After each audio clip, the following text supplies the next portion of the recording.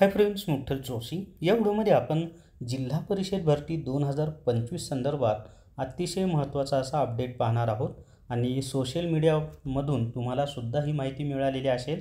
तर मला सुद्धा ती माहिती मिळालेली आहे. तर नेमकं 10,000 पेक्षा जास्त जागांची जिल्हा परिषदेची जाहिरात येण्याची शक्यता आहे. कोणकोणती पदं असतील, कशामुळं शक्यता आहे, ती सर्व माहिती आपण या व्हिडिओमध्ये पाहणार आहोत. व्हिडिओ शेवटपर्यंत पहा. या व्हिडिओला सर्वांनी लाईक करा, शेअर करा आणि विठ्ठल जोशी जे आपलं यूट्यूब चॅनल आहे ते सबस्क्राईब करा.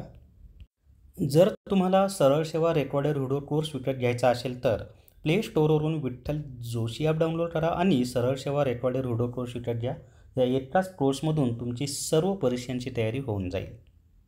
तर या ठिकाणी पहा, जिल्हा परिषद भरती 2025 महाराष्ट्र ग्रामीण विकास विभाग लवकरच सुमारे 10,000 प्लस म्हणजे 10,000पेक्षा जास्त गट ब आणि गट क संवर्गातील विविध रिक्त पदे भरण्यासाठी महाराष्ट्र जिल्हा परिषद भरती 2025 जाहीर करणार आहे.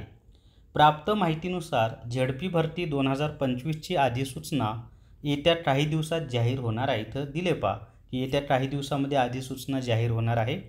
या झेडपी भरतीमार्फत आरोग्य, शिक्षण, ग्रामविकास, अभियांत्रिकी आणि प्रशासनाशी संबंधित विविध पदे भरण्यात येणार आहेत. पहा कोणकोणती पदं आहेत. आता आरोग्य विभागामध्ये आरोग्य सेवक हे पद येतं. आरोग्य सेविका पण ANM इथं GNMवाल्यांना चान्स नसतो. ANMचं आरोग्य सेविका.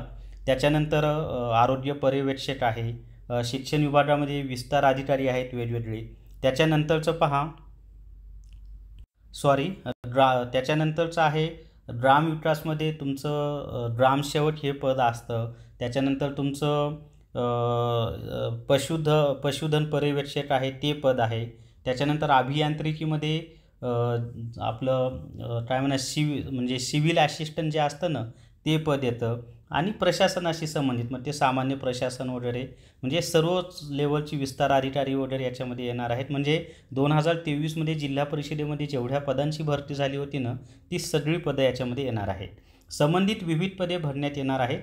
यामध्ये आरोग्य सेवक, आरोग्य सेविका, फार्मासिस्ट, त्याच्यानंतर प्रयोगशाळा तंत्रज्ञ, कनिष्ठ अभियंता, कनिष्ठ लिपिक, लेखनिक, ग्रामसेवक, विस्तार अधिकारी यासारख्या महत्त्वाच्या पदांचा समावेश असेल. आता एक लक्षात ठेवा, याच्यामध्ये आरोग्य सेवक 50% काही नियुक्त्या बाकी आहेत आणि मला वाटतं काही ठिकाणी आरोग्य सेवक 40% सुद्धा नियुक्त्या बाकी आहेत. त्यांचं सर्व प्रोसेस पूर्ण झाली की त्यानंतरच ही पुढची प्रोसेस होईल. त्याच्या आधी नाही होणार, कारण अगोदरची भरती पूर्ण झाल्याशिवाय नवीन भरती काढता येत नसते. आणि अजून एक मला सांगायचं मित्रांनो, खरं सांगू का, हे असली माहिती देणारे व्हिडिओ मला बनवायला आवडत नाही, पण तुमच्यामुळं मला ते बनवावे लागतात. त्याचं कारण सांगू. आता मी रोज लाईव्ह लेक्चर देत आहे. MPW असेल, त्यानंतर तुमचं न्यायालय भरतीचं असेल, इतर काही लाईव्ह लेक्चर माझे सुरू आहेत. त्यांना प्रतिसाद खूप कमी आहे. पण आता हा जो व्हिडिओ आहे ना हा खूप विद्यार्थी पाहणार आहेत. हजारो व्ह्यूज याला भेटणार आहेत. मग तुम्हाला जर असे व्हिडिओ पाहिजे असतील तर मला असेच व्हिडिओ बनवावे लागतील. लाईव्ह लेक्चर जे अभ्यासू विद्यार्थी आहेत, गरजू आहेत, त्यांच्यासाठी लाईव्ह लेक्चर सुरूच राहणार आहेत. भले त्याला कमी प्रतिसाद आला, व्ह्यूज कमी आला तरी. पण टाईमपास माहिती असणारे व्हिडिओ पाहणाऱ्यांची संख्या जास्त आहे. मग असले टाईमपास व्हिडिओसुद्धा तुमच्यासाठी येतील. म्हणून आता सर असले व्हिडिओ का बनवत आहे, कारण तुम्ही त्याला भाग पाडताय. तुम्हीच असले व्हिडिओ पाहताय. तुम्ही पाहणं बंद करा, मी व्हिडिओ बनवणं असले बंद करेल. ठीक आहे. तर हे एक मला खूप महत्त्वाचं असं तुम्हाला सांगायचं होतं. आणि परत सांगतो, असल्या माहितीवर व्हिडिओ बनवायला मला आवडत नाही, पण तुम्हाला असलेच व्हिडिओ आवडतात, कारण जास्तीत जास्त व्ह्यूज या असल्या माहितीच्या व्हिडिओलाच येतात. त्यामुळं नाईलाजच तो मला असले व्हिडिओ बनवावे लागतात. तर या व्हिडिओमध्ये एवढीच माहिती मित्रांनो, कारण तुम्हाला चांगल्या अभ्यासाचे व्हिडिओ बनवलेले पाहिजे नसतात.